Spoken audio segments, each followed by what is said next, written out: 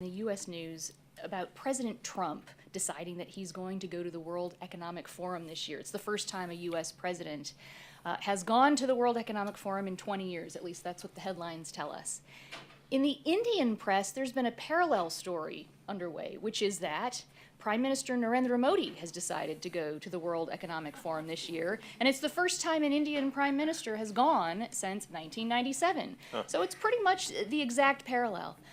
To me, this speaks to India's ambitions on the global stage.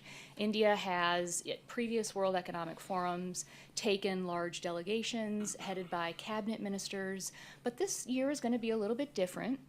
My guess, and I'm not sure if the ambassador will weigh in on this, we may never know the truth, but my guess is that last year's appearance by Chinese President Xi Jinping probably made something of a splash and probably factored into the decision for India to send its head of government to that forum this year. I say this as an anecdote to illustrate what I think we're seeing happening with India now on the global stage. And I think Bobby will also be able to speak more about some of the contemporary challenges and issues that India is facing domestically, which are all true. But what you see happening on the world stage is now in India that is stepping up in a more active way. The Indian government has defined a new term for the type of global leader it would like to be. There's a new term that, to my mind, has not been used in this way before, leading power. Not a global power, not a great power, but a leading power. What does this mean? The way India's foreign secretary has discussed this concept, he has given a number of speeches about this. He's talked about India having, in the past, reacted to world events, but maybe it's time to start thinking about shaping global events as they unfold and not just reacting to them. And I think that's what you're seeing happening now with India.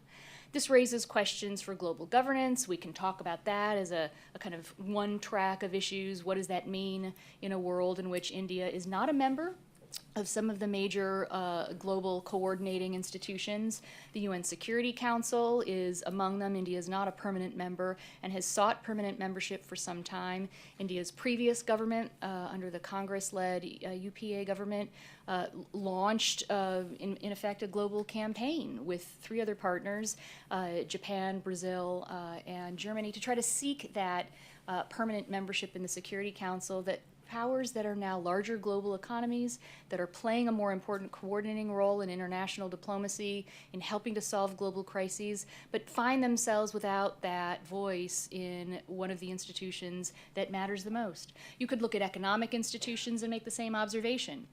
Take APEC.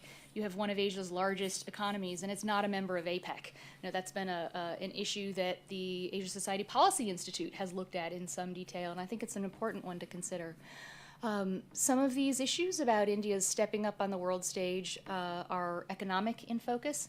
Some of them are also about rising military power and the way India is thinking about its role militarily. The Indian Navy has a declared ambition for primacy across the Indian Ocean.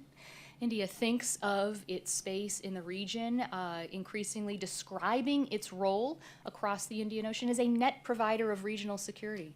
And you hear that echoed in the way U.S. Secretaries of Defense and Secretaries of State talk about India and its role, a net provider of regional security. So I think this starts to paint a portrait of a country that's now playing a little bit different role than it was 15 years ago, and one in which it's playing a more active role, playing a more participatory role with other countries in the process of thinking about global challenges and what those solutions should be. It's not true in every case. I can talk about some of those cases where India has elected not to join, for example, the Global Coalition Against ISIL. That's one example.